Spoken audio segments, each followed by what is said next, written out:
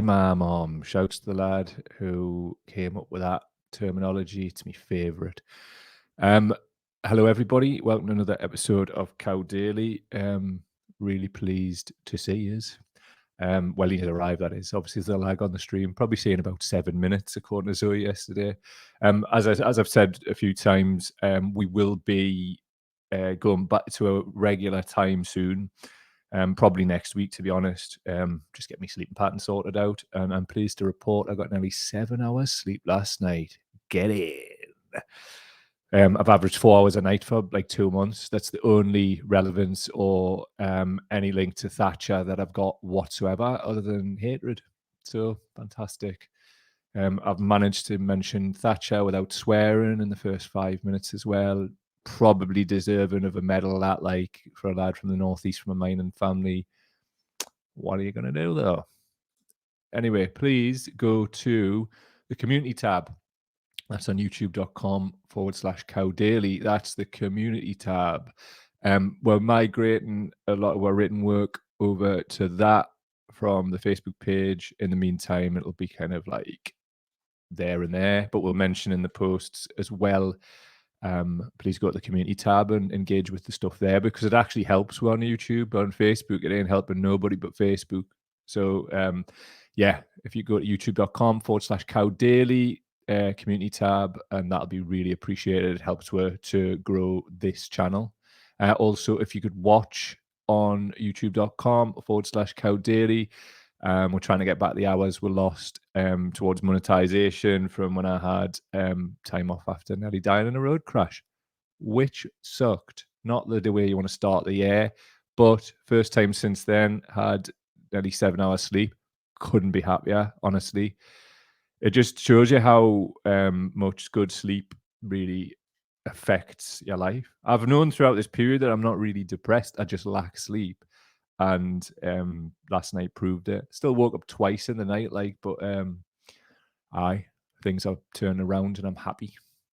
And I can, like, I'm not being a snappy B. It's 2 minutes 39. Ross Clart. I don't know what I can say. What is allowed in the first 5 minutes? Bugger, is that allowed? I'm going to just go through a laundry list of swear words until we get banned. Sorry, YouTube. We'll wait till 5 minutes 1 and then it's game on. Let's take some comments, see who's about. Zoe's in. Hello, Zoe. MS is in. Notification came through within a minute. Glad to be here today. Glad you're here, my friend. Zoe's saying, also, notification came straight through today. I did make sure all was picked on the bell options. Sweet. I think that's probably the magic dart, isn't it? I'm looking forward to getting back to a regular time because I like structure. It really helps us, and I'm sure it helps a lot of you as well. I just kind of like really have to get things at home sorted first with the dogs and whatever. It's just been stressful the last few months. More stressful than usual. But sleep, Jesus, I'm so happy, man. It's the best. Just have a drink for the audio people. 2 seconds. Rocking some ginger tea today. Plan on going for a nice walk after this and just going to the shop and buying a gang of herbal tea. Other healthy things too. Just trying to claw my health back. Just happy as Larry. Didn't smash my face up. Doesn't look like I've got any long-term brain damage problems. So buzzing.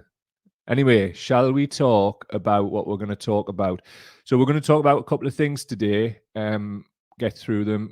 Mainly the banking crash that may have been averted in the short term, but fail to see how it's going to.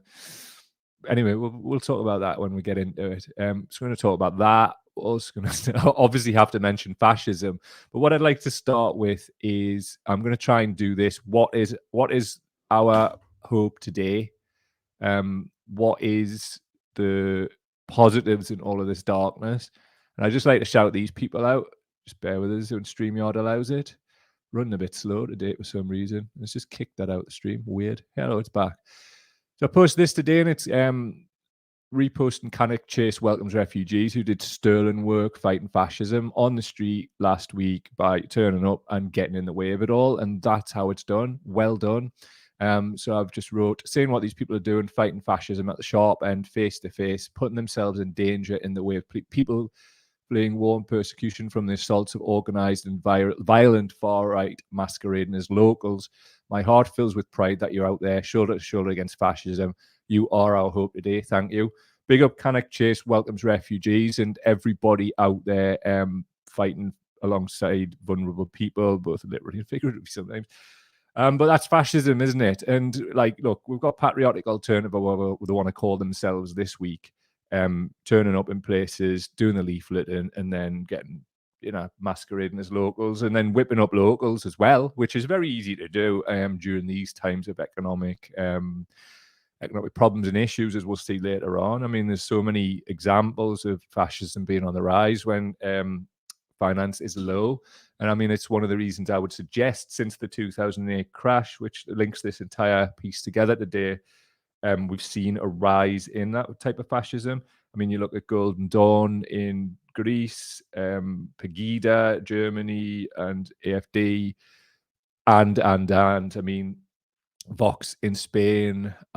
We have the other one with that Farage-like Bellend in Portugal. What time? It's 6:29. I'm going to swear it's low-hanging fruit. But you get me point. Another bit of hope today. Mr. Cow, this was a private message, by the way. Just wanted to once again thank you for doing what you were doing. Having someone actually calling out fascism has been good for the soul. Just watch today's live recording. Thank you, sir. Right back at you, my friend. Things like that lift me up and want me to keep going, receiving those things. And it's always nice receiving them. But you know what? It's extra special when you receive it from a person of color, because it's them that are having to walk down the street in the midst of all this. I'm white. I can walk down the street. And if people don't know I'm an anti-fascist and they're fascist, then I can just slide my way through. People of color have to walk down the street, and by the very nature of who they are, they get targeted by absolute rotters. And stuff like that from that lad there, it means something to me. It means a lot to me, actually, because I know how hard it is to stand up against this and all of the crap that you receive off horrible, horrible people. But I don't know what it's like to not have white skin, and what that's like walking through Britain in 2023. So all I'll say is, like, we stand alongside you, and the we is all of us. If you're against fascism and you show it, then that's our people, innit? Like, this is a dangerous, dangerous, dangerous time. If you want to not say anything, that's on you. But I'm cutting straight to the shit. I'm not playing this sort of nice game anymore. I'm judging you, like we all are. I had a good person on, like a good friend on FaceTime, as I mentioned last week, crying. And it's not just because of the fascism, it's because of the people who are like ducking their heads under. Many people who, during the safer times, 2015 to 19, it was all cool, wasn't it? All cool to be all like sort of against like fascism and all the bad things. So where are you now? And that's the thing. Stand up. You've got to stand up if you're gonna do all of this like fashion activism thing, where you turn your bloody profile picture black and all of that. Where are you now? I remember getting grief off people because I didn't change the profile picture black. And all I said to them is, let's see where you are in a year or two. So here we are. So where are you? And why isn't your profile picture still black then? It's like, all I would suggest is go on YouTube, type Limmy Cancer Band. He's a Scottish comedian, and that's you. But you could change. You could actually step up and practice what you preach. I mean, literally pick your phone up and type into Facebook, like into your entire group of friends, something, I don't like fascism. Start that conversation. Accept the people that you might have grown up with, or other people who've got bullshit opinions and their heads have been mashed, and challenge that, because people of color are walking around and they don't have these privileges and luxuries that a lot of like we do as white people, as I explained just before. So yeah, now's the time. If you ever wanted to know how you'd have reacted back in the day, well, here we are. And also remember, if you're sitting here like laughing, going, what's he talking about? It's not real fascism and that. Hey, the road to fascism is littered with gobshites like you, littered with them. So anyway, moving on. What do we want to talk about? Before we do, if you're watching this on the playback, right? stop this. And I think you can get this possibly on YouTube. It was released in 2010, and it's about the 2008 crash. Won the Academy Award for Best Documentary Feature. It's called Inside Job. It's absolutely cracking, really good. So yeah, get yourselves stuck into that, and maybe give you some like background, and come back to this piece if you want, or just keep watching, whatever you wish. As I say, this is all about like sort of just trying to pass on knowledge, skills, and experience, and this is one of the things that I really think people should have a look, just to understand what's happened, and also to understand like what isn't being done too. You know, there's a lot that is not being done, and it should be being done, but as we'll see, there are reasons for that. Corruption. So I'm going to add this to the screen. The screen. And this is Representative. It's not Jesse Jackson. I'll tell you at the end. It's Representative Jackson, and it's been.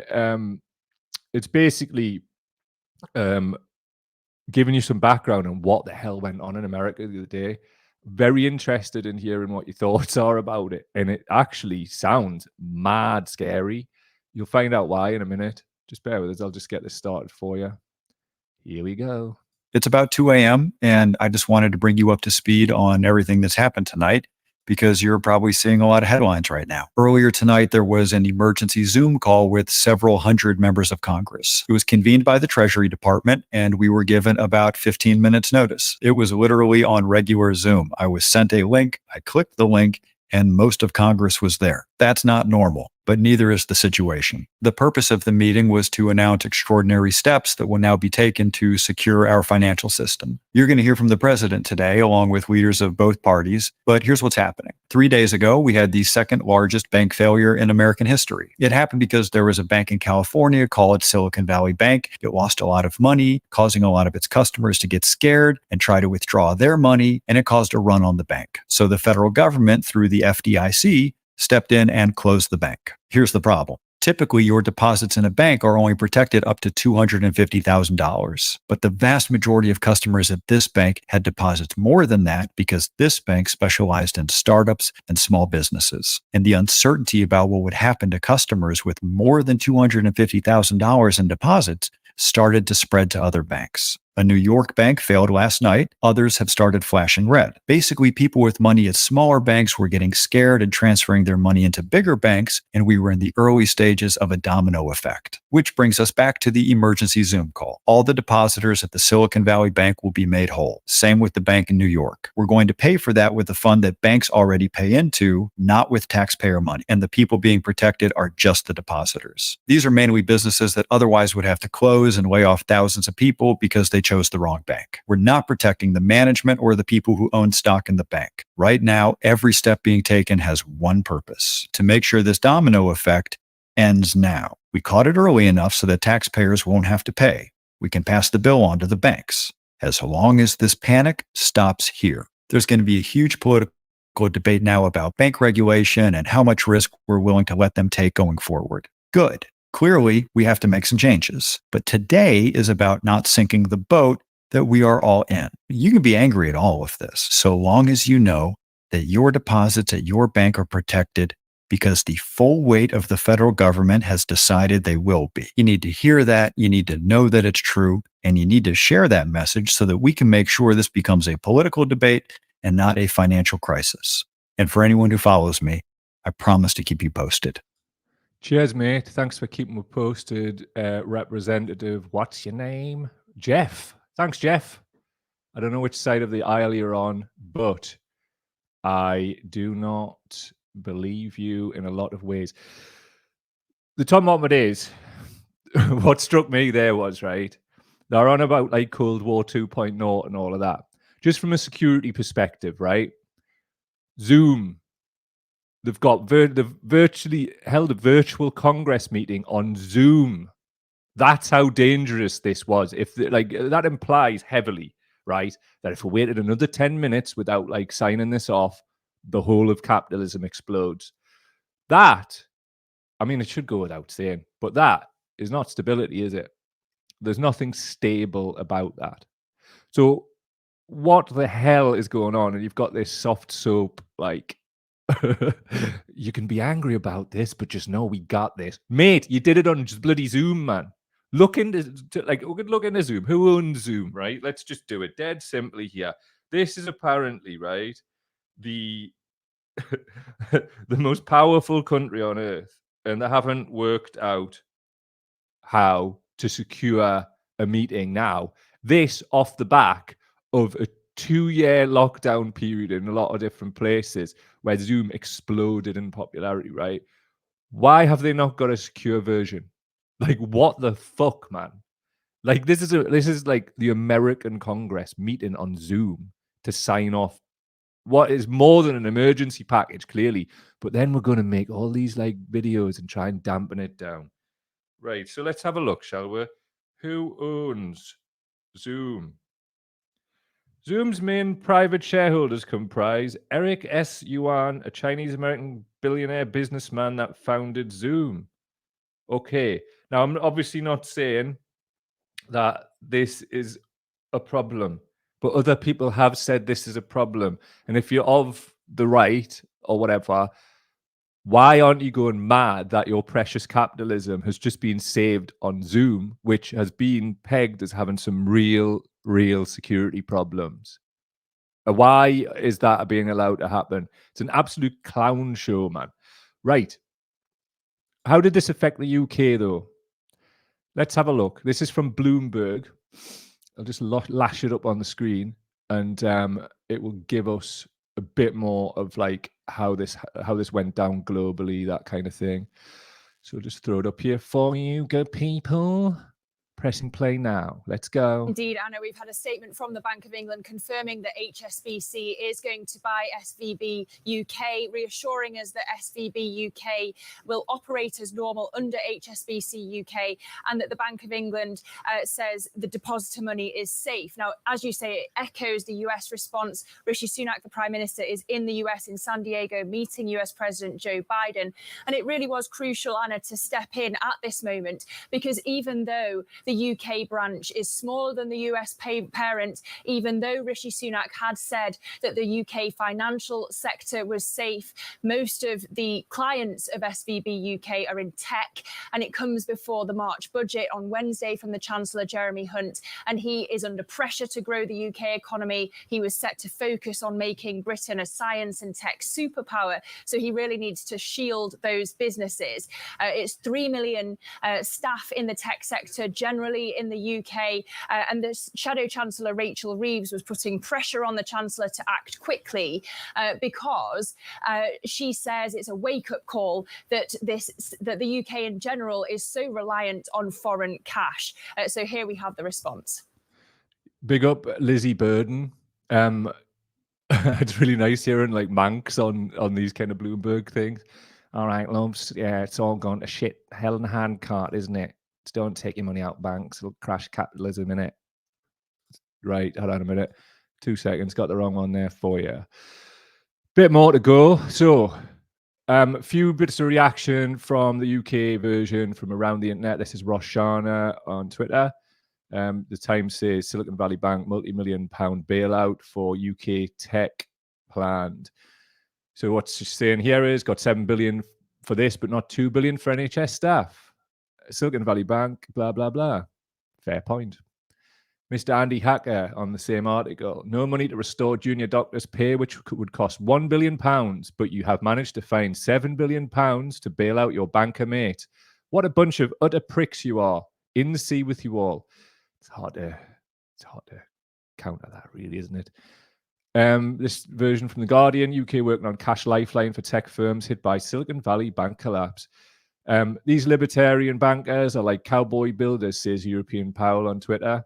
The so-called masters of the universe have got things wrong again. Banks know the state would bail them out. Private wealth rules. Taxpayers, of course, suffer consequences of their gambling addiction. Absolutely spot on. Casino capitalism back again. Again, watch inside job. They have learned not a bloody thing. Not a thing. So here we are once again, 2023, looking at the same old thing develop with the same old people, with the same old solutions. That they aren't solutions, and I use that like a sly lad. Anyway, this was from our Facebook page, and I thought this was a great summing up. And it's Daniel Lincoln, big up, mate. There'll be another housing market crash. The current system is utterly unsustainable, and housing prices shouldn't rise at a rate vastly over wages. The housing market is still being used by banks as a tool for investment. Until banks are banned from using customers' money for investment, the system will keep crashing in a cycle because the people manipulating the system don't ever suffer from the crash. Absolutely and utterly spot on. And only somebody like Daniel, it appears, can just rationally lay this out, because the key point of all of the key points he makes there for me is, if people aren't experiencing this, then they're insulated from its effects. If people are like brought up anyway, like a lot of these people in their schools are, to not care about anybody other than their own people, which is what happens, we see it, then we're going to see this stuff continue to cycle around, because a lot of these people stuck into these roles are just useful idiots for the people who really control things. Let's keep it real. I mean, how a Liz Truss? Like, I mean, if that doesn't prove it, I don't know what does. I mean, the top moment is, why are the likes of Jeremy Hunt making these decisions? I mean, what an absolute tool bag that guy is. And I mean, talk about, like, you know, just coming off the back of rearranging deck chairs on the Titanic with the whole Liz Truss, Tory, Rishi Sunak, whoever Prime Minister is this week scenario. But then we've got much more. Hold on a minute. Let's fucking pull this up. This is wild. Just pulling it up. I mean, just before we do, Lance is saying, yes, because problems from 2008 were just kicked down the road. Petrodollar power is waning. It is. You can see that with the move from for countries towards BRICS, which is like Russia. The Saudis are moving towards that. It's very interesting. And also for Newcastle United fans, just as an aside, watch what happens with Saudi moving towards BRICS, because the only thing that the West or Western economies can do in that scenario, when they know that the balance of hegemonic power is shifting away from them, is sanctions, war. That's probably all they've got left, right? Sanctions are probably not going to work as much because of the concentration of wealth that's happening within BRICS, which usually traditionally would go towards the United States and their hegemonic power. So there's a shift happening globally. So for Newcastle United fans, that might have been the only chance to win a trophy, to be fair, because, you know, there's a precedent. That's Roman Abramovich. Oot. So I can see a scenario developing much the same. Sorry, Newcastle United fans. Gateshead are in the FA Trophy semi-final, though. So come along, support your local team. Right, so this is from the Financial Times, and the source is the International Monetary Fund, IMF. The UK has gone from the most robust G7 economy to one of the weakest. Average annual growth in real GDP per head. I mean, you can see it's absolutely and utterly. I mean, this isn't the type of economy like that you would want to go into what's to come with banking crash. I was going to say 2.0, but there's been a few sly ones. So 27.96 recurring. I mean, the thing is, they're going to go around and around and around, and nothing's going to change, as some of the people said in the comments there. So nothing's going to change for the better anyway. There's a hell of a lot that's going to change for the worst. That's a fact. And people want to just be banging the drum and putting the crisp gadget on a pedestal, who ultimately, I honestly, Mystic Cow predicts Gary Lineker's going to have some form of connection to the Labour Party. Either he stands or he's like waving it through. Got to vote for these. Get the Tories out, guys. He's a millionaire. I'm not going to do Lineker today. I've done far too much on him, but Jesus, like this kind of like hero worship shit, man. You can see it sticks in my throat, quite literally. Right. Just put this back in the stream. Bear on the waists. This tweet, right? Duke on Twitter, trying to show the poor that they're better off by pointing out how well the stock market is doing, is like my boss telling me I don't need a raise and show me his brand new Mercedes as evidence. Where I'm coming from in this, right, is this cool sort of Oh, it's growth. It's growth. Labour are doing it. That's all they've got. We build growth, growth. Tories, growth, growth, growth, growth, growth, growth. We live on a planet with finite resources coming towards the end of late stage capitalism. These people believe in a capitalist realist approach, and they can't possibly see beyond that. And that's often what informs their feeling of righteousness when they go off on mad smear campaigns. These people are bullshit, right? The people that like want to show us this like growth of the economy or the stock market, like it benefits us at all. Unless you've got stock or investments or whatever, none of this is benefiting you, because quite honestly, quite a lot of the time, one way for a corporation to enhance its prices is to just lay off staff. And a lot of them did that after 2008. Don't forget that like Cameron and whatever used this whole austerity thing, and it was just a beard a lot of the time for businesses to lay off staff and then double the workload of the existing staff and use fear to do it. Well, that's only going to like last for a certain amount of time, because like what we've got now is a burned out workforce, right?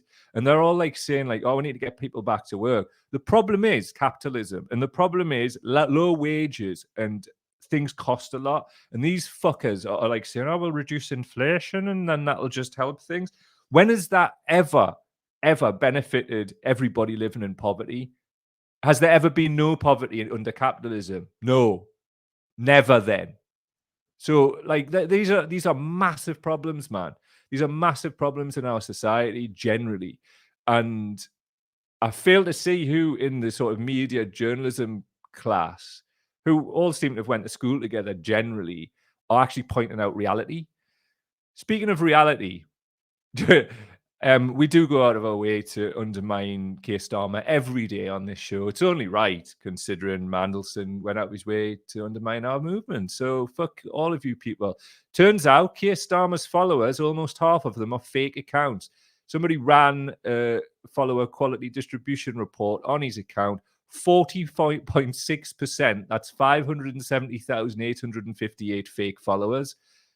Unsurprising, because the man's fake as hell. Strange, isn't it?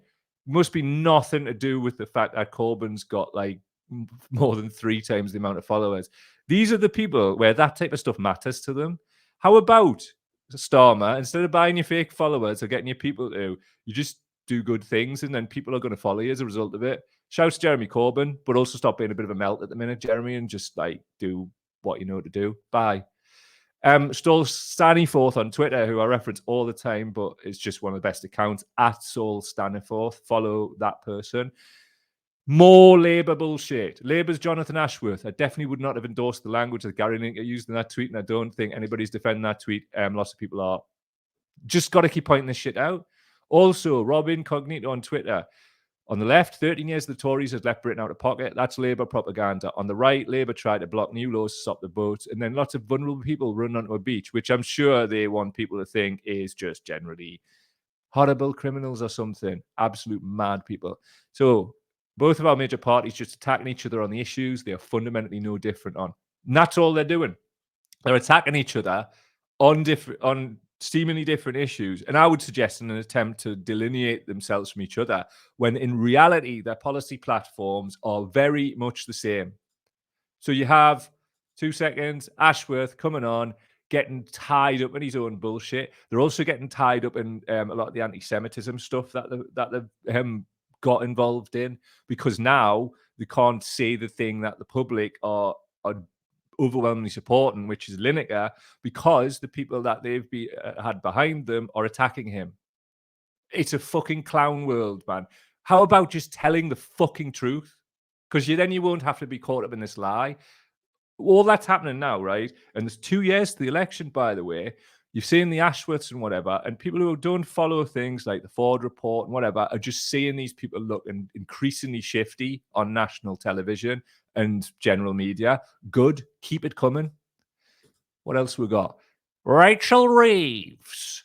She's the equivalent of Keir Starmer in a wig, or the Labrador from Reeves and Mortimer. My wife's gonna kill me. Seriously, I cannot look at her without thinking, like, what was he called? Greg Mitchell. She's Greg Mitchell in a wig. Sorry, not sorry. What you saying? New. And this is from the Evening Standard. She's saying what she's saying. Millions of workers see another fall in real-term pay. Why could that be, Rachel? Is it the political class you're part of? Yes. Did you talk about it in Davos at the World Economic Forum? Who knows? Probably.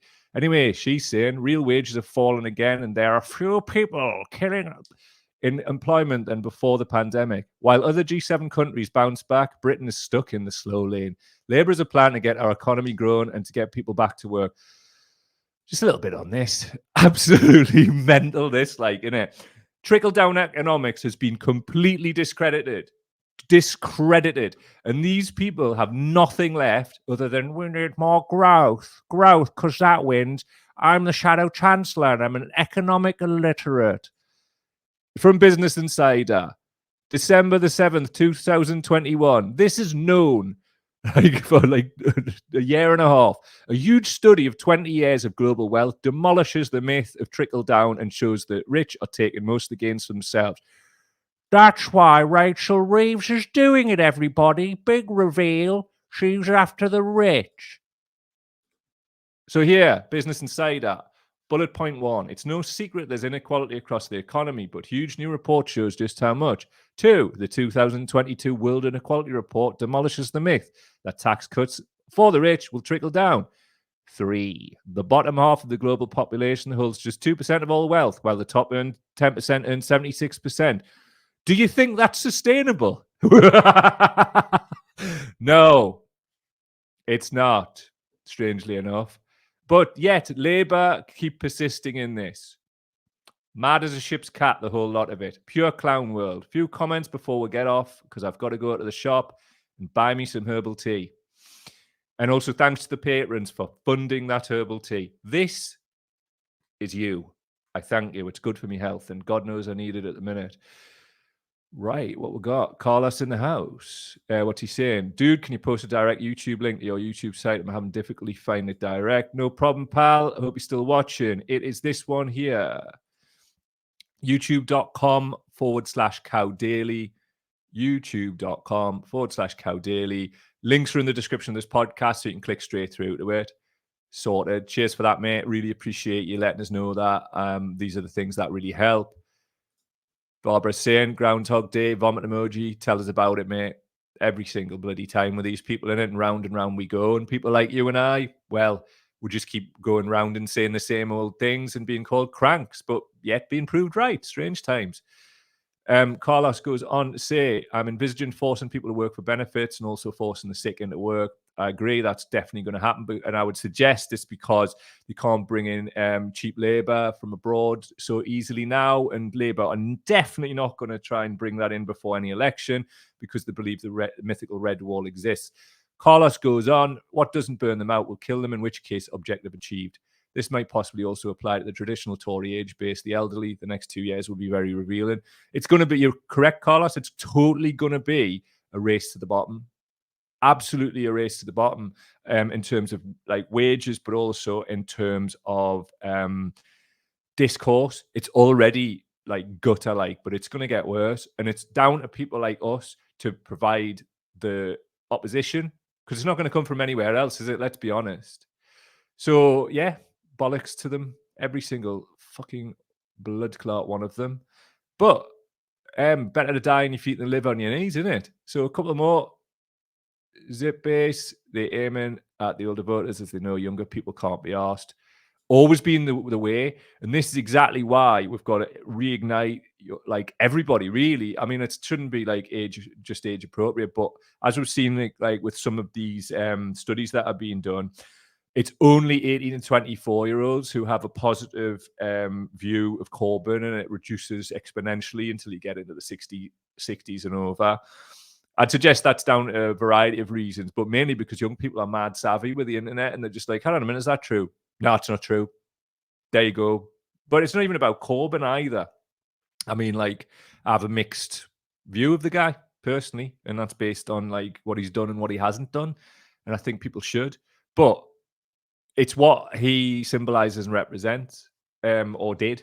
And that's important. So we need to, as a movement, I feel, just stand up and just be like, right, we need to inhabit that space with or without Jeremy, and we need to reignite this because look, there's people like having real mental health issues at the moment, and a lot of it's down to the fact they have no hope. So that's the problem I've got with Jeremy and other like so-called leaders on the left. Go to your fucking like rallies and do this and do that and do the fucking third. But you are in a privileged position where you're a politician and you can actually do something. So yous all are. And that's the fucking problem I've got with you. So there'll be no talking until then. Do something. Do something. Don't be waving Starmer through, because we'll prove every bloody day why that shouldn't be the case. Every day. And we'll basically to do everything we can to try and get some kind of new progressive movement off the ground. Look, if 2019 affected me just as it affected you, but I'm sick of all this fucking self-indulgence. We need to pull our heads out of our arse and realize what's happening. Because I tell you what, we're opponents, they're not taking a day off, kids. So we shouldn't either, unless you have a fucking road crash or some kind of like weird fucking COVID thing. In which case, take a day off, work a 4-day week. I want to work 4-day week. When we build this, that's exactly what I'm going to be doing, because I think we should be doing these things. But right now, not so much. Let's see if we've got anything else for you here. Just bear with us. We do actually. I wanted to show you a couple of bits on degrowth, but for whatever reason, it doesn't appear to be in the online studio. So I'm just going to pop it in, and we'll close the show with this bit, because I think it's important, right? Because Labour, the Tories, everybody else are talking growth. Where's this? I want to introduce this. I'm going to do like a full show on degrowth, right? But I want to just introduce it now for the audio people.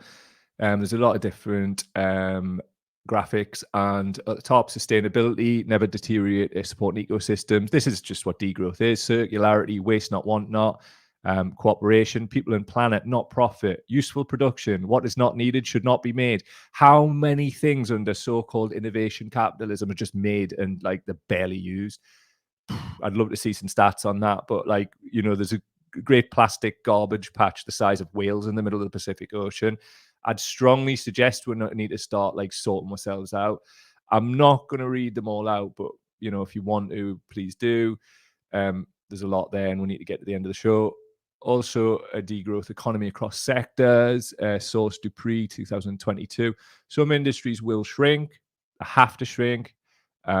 Some industries will transform and grow, and that's towards a sustainable economy with less overall production and consumption.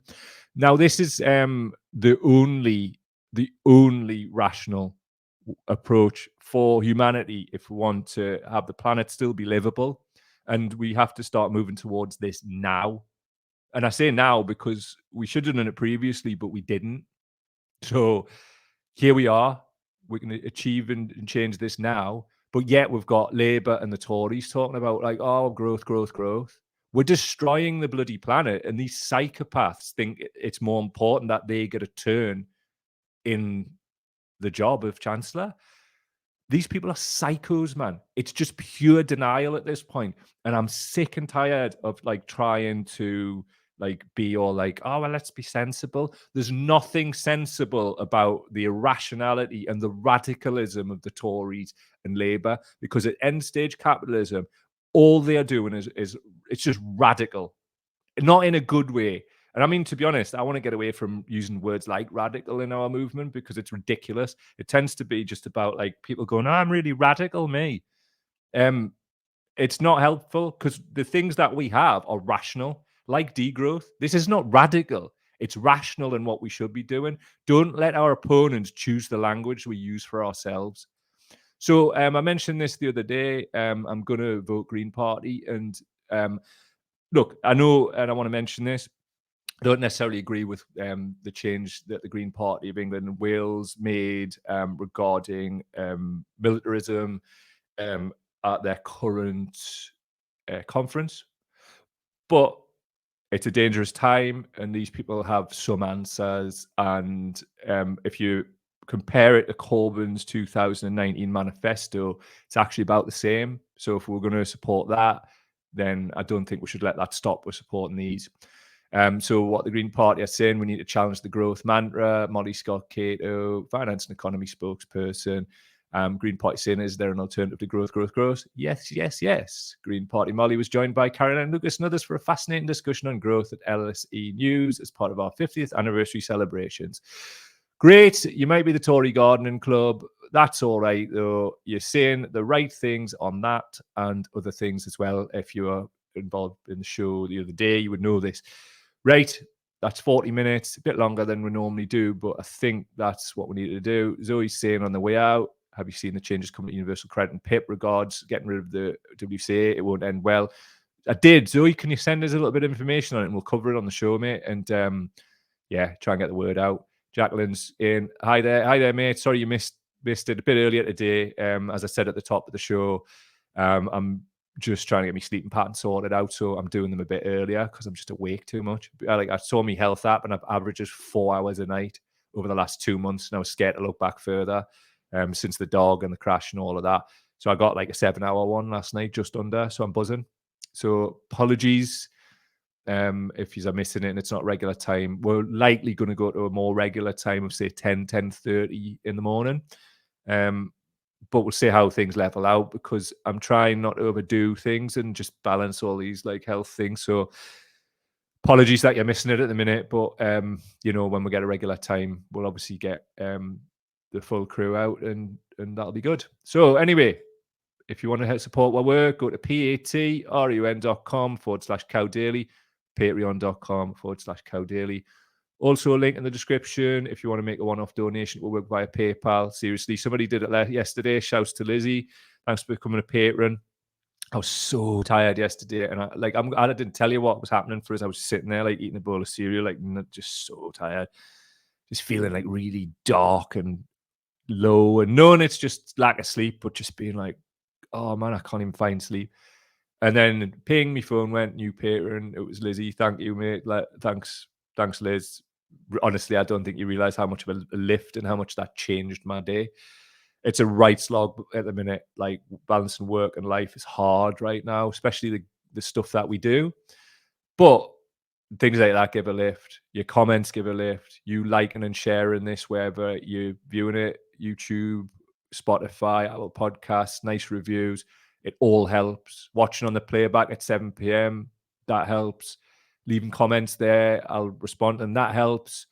Cow Daily Community tab, moving all your comments from Facebook over to that helps hugely, helps bless the algorithm. Yeah, all of those things, please help with that. Much appreciated. Right, I'm going to go and buy some herbal teas. Thanks to the patrons for paying for that, man. Much appreciated as ever. Big love to all, and keep fighting fascism. Fuck every single one of them. And do you know what it is? If we're standing together, there's no reason to be scared because we can't be beaten. Much love, respect, and thanks for giving us hope, all years. See you later.